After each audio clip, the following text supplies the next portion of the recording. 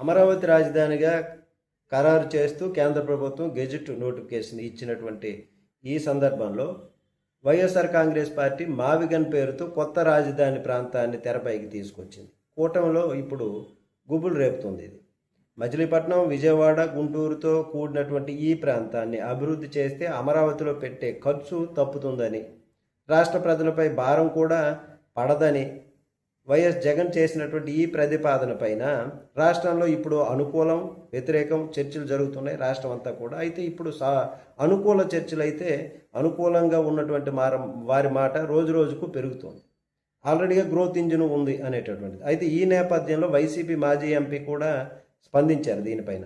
చంద్రబాబు గారికి ఒక కీలక సూచన అయితే చేశారు. ఆయన బెంగళూరును 1537లో కెంపేగౌడ, హైదరాబాదును 1591లో మహమ్మద్ కులీ కుతుబ్ షా, చెన్నైని 1639లో ప్రావిన్స్ డే ఆధ్వర్యంలో బ్రిటిష్ ఈస్ట్ ఇండియా కంపెనీ స్థాపించాయని, అవి నేటి మహానగరాలుగా మారడానికి వరుసగా 500, 430, 380 సంవత్సరాలు పట్టిందని ఆయన గుర్తు చేశారు. ఈ నగరాలు హడావిడిగా నిర్మించలేదు, తరతరాలుగా రూపుదిద్దుకున్నట్లుగా వెల్లడించారు ఆయన. అమరావతిని కూడా డబ్బుతో, గొప్ప భ్రమలతో రాత్రికి రాత్రి నిర్మించాల్సినటువంటి అవసరం లేదని, ప్రత్యేకించి అది చెప్పుకుంటున్నట్లుగా స్వయం సమృద్ధి కానప్పుడు అలా చేయలేమన్నారు. దానంతట అది గ్రోత్ ఇంజిన్ కాదు. ముందుగా అసెంబ్లీ, సచివాలయం, హైకోర్టు మరియు ప్రభుత్వ ఉద్యోగాలకు అవసరమైనటువంటి గృహాల వంటి ప్రాథమిక సౌకర్యాలను నిర్మించాలి. అక్కడితో ఆపాలని చంద్రబాబుకు సాయిరెడ్డి సలహా ఇచ్చారు. మరి ప్రజలు, వ్యాపారాలు మరియు కాలంతో పాటు అమరావతి సహజ సిద్ధంగా ఎదగనివ్వాలి.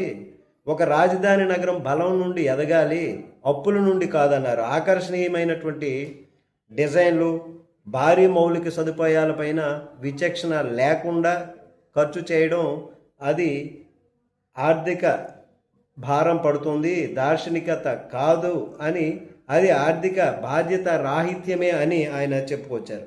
మరి ఈరోజు అనవసరంగా ఖర్చు చేసే ప్రతి రూపాయి రేపు ఏపీ ప్రజలపైన భారం పడుతుంది. ఆదాయం ఆర్జించినటువంటి ప్రాజెక్టులకు ఇచ్చే రుణాలు శ్రేయస్సును సృష్టించవు, పైగా అవి ప్రజా ఖజానా పైన భారం మోపుతాయి అన్నారు.